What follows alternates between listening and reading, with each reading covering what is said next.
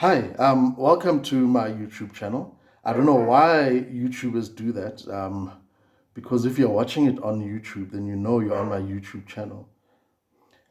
Anyway, I digress. This is another quick video, all about potato mash.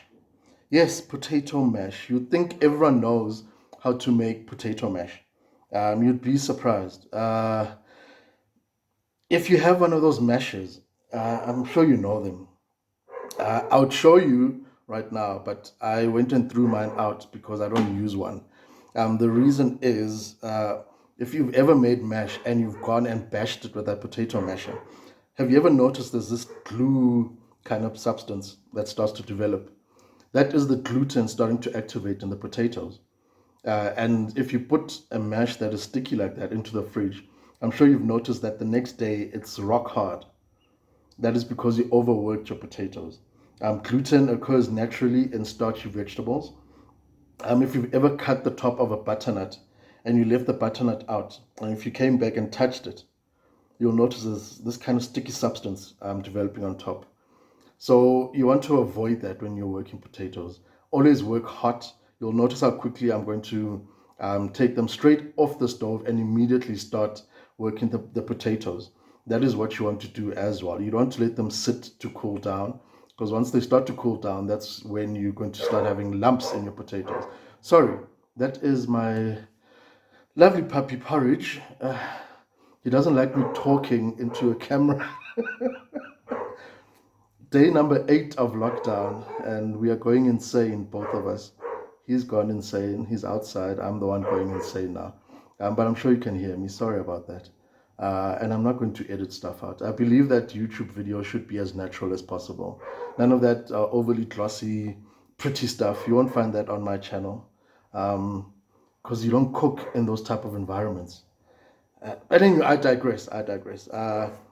So if you love mashed potato, but you've never had the same kind of mash that you would find in a restaurant, this is how you achieve that. And if you subscribe to my channel, waiting for me to do the food photography, the plating one that I promised on social media, I'm still going to do it. The reason why I'm slowing down is because I've worked out that if I was to post 2 videos every day for the lockdown, I'll be broke, number one, at the end of it all. Number two, I live alone. Who's going to eat all of that food? Number three, um, too much content tends to put people off. That's one thing I've realized. If there's way too much coming out of a certain account, I tend to not want to carry on watching it. I want to watch other things. So that is why I'm slowing down just to pace myself. We'll eventually get to the plating and those kind of videos because I want to build up to them. So I'm showing how to make the certain elements that you're going to be using for the plating, like the mash we're going to be using later on when I show you how to plate steak and mash and how to make a mushroom sauce that goes with that. So it's all a process.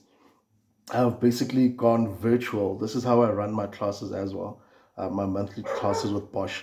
So we're trying to make them virtual now, and yeah, I hope you learned something from this channel of mine. If you have any queries, any questions, anything you'd like me to point out, anything you'd like me to touch on, just tweet me at Les the Chef, or you can pop me a message under this video, or you can email me. I'm very bad at email though.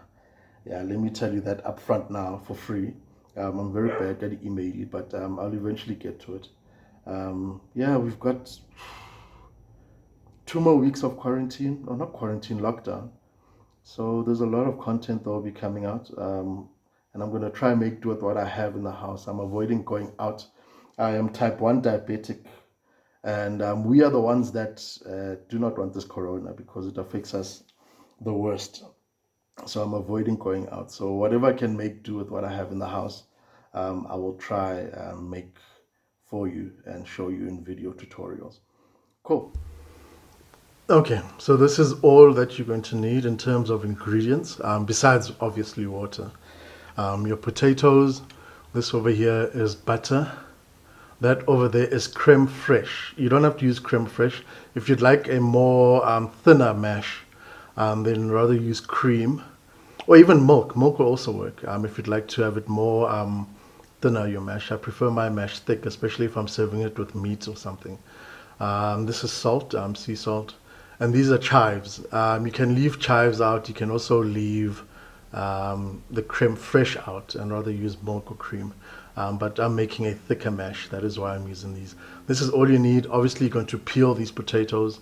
And yeah, this is how you go about doing simple restaurant grade mash.